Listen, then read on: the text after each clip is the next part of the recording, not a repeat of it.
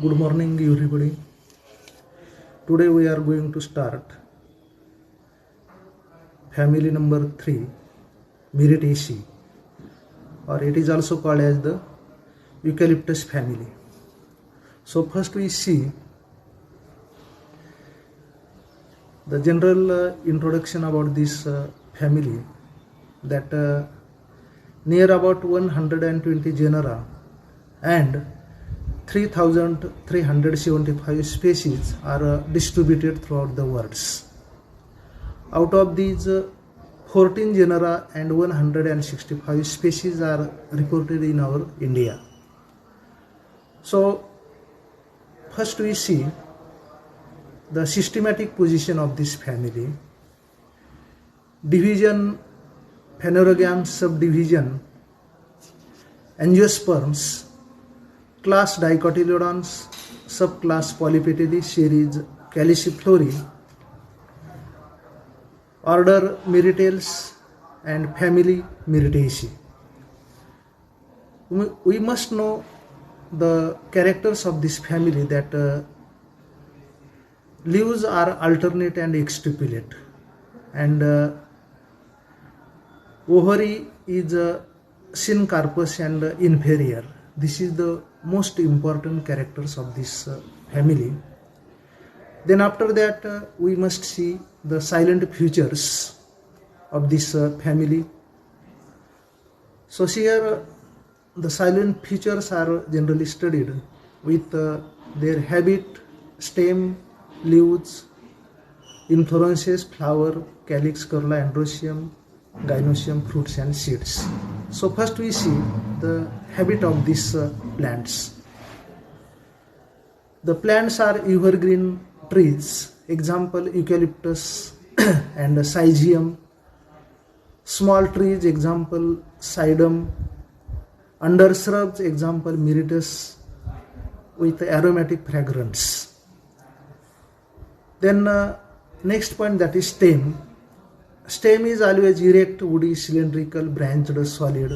Oil glands present in young stem, leaves and floral parts. Then next point in more silent features, that is leaves. Leaves are always simple, entire, subsessile or petiolate. Alternate, example that is eucalyptus, or opposite, example eugenia and sedum. Exstipulate, reticulate venation. Leaves contains numerous oil glands. Then next point in silent features, that is inflorescences. The inflorescences is one of cymose type. Panicle cyme, example syzygium. Axillary solitary, example sedum. Spike type, example callistemon, lanceolatus. Axillary umbel, example eucalyptus. So these are the different type of inflorescences observed in the members of this family. The next point, that is a flower. Flower is always bracteate, bracteolate, actinomorphic, bisexual, complete, epigynous, example that is a callistemon, or perigynous, example that is a myrtus, tetramerous or pentamerous. Then we must see the silent features of flower with reference to calyx, corolla, androecium and gynoecium. So first we see that is calyx. The sepals are always 4 to 5. They are gamocephalous, quincuncial or hollow type of aestivation. Sepals are often persistent on the fruits. Then corolla, petals always 4 to 5. They are polypetalous. In eucalyptus, the petals unite to form a cap. Imbricate or quincuncial type of aestivation. Petals are absent in few species. Example that is the eugenia. Then next, floral whorl in flower, that is androecium. Stamens are many, free in sedum, polyandrous. Anthers are small and usually versatile. Example eugenia. Dorsifixed, example sedum, gajava. Anthers are bifacous, and last whorl of flower, that is the gynoecium. Gynoecium due to many or indefinite carpels, syncarpus, inferior ovary, many locules, many ovules in each locule, axial placentation, style long, stigma capitate or simple. So these are the floral silent features which are present in different members of this family.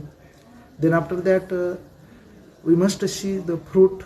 Fruit is always berry in Eugenia, drupe in Barringtonia, capsule in Eucalyptus, usually with a persistent calyx. And then seeds, that is seeds are non-endospermic, angular, cylindrical or compressed with hard testa. So by this way we are seeing the silent features of this family. The next point, that is distinguishing characters of these families. There are so many distinguishing characters. Out of these, first one is leaves extuplate with intramarginal veins, glands dotted. Number 2, inflorescences intercalary, spike or solitary. Number 3, calyx 4 to 5, gamocephalous, corolla 4 to 5, polypetalous, calyx cups persistent. Next, stamens indefinite, filament united at the base forming staminal sheath. Next, carpels 2 to 5, inferior ovary, fruits berry or drupe or capsule with persistent calyx. So these are the important distinguishing characters of this family. Then after that we must see common examples and economic importance. There are so many common examples which are showing their economic importance. Out of these, the first common example is Eucalyptus globulus. In Marathi it is always called as the Nilgiri. It shows some economic importance such as plants yield valuable timber, eucalyptus oil used in medicines, industry and perfumery. Oil is used to cure asthma and bronchitis. The roots are purgative. Oil is used in rheumatic pains and in ointment for burns and toothache, etc. Second common example, that is Syzygium cumini. In Marathi it is called as the jambu. It shows some economic importance such as it is grown for its edible berry. It also provides a useful timber. Bark is used for mouthwashes as antibiotics. Seeds are used in diarrhea, dysentery and diabetes. It is a rich source of vitamin C. The next common example of this family is Syzygium aromaticum. In Marathi it is called as the lavanga, or in common English it is called as the clove. It shows some economic importance such as the dried flower buds are used as a spice. They are aromatic, stimulant and carminative. Clove oil is used in food products, perfumes, chewing gum and toilet preparation. It is a good mosquito repellent. It is useful in cough medicine and skin diseases. Then next economic importance plant, next common example of this family, that is Cydum gajeva.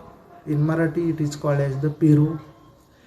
It shows also some economic importance such as it is cultivated for edible fruits, fruits used for preparation of jam, jellies, etc.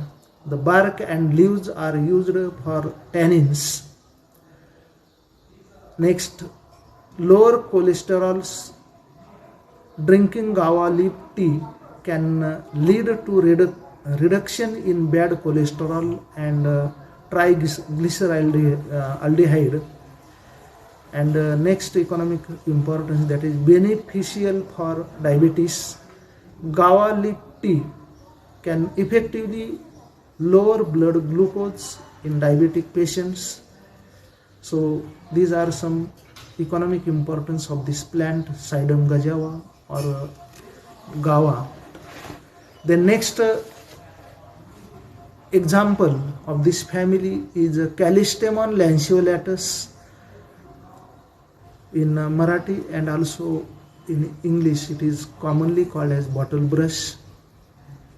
It shows some economic importance, such as it is a ornamental plant.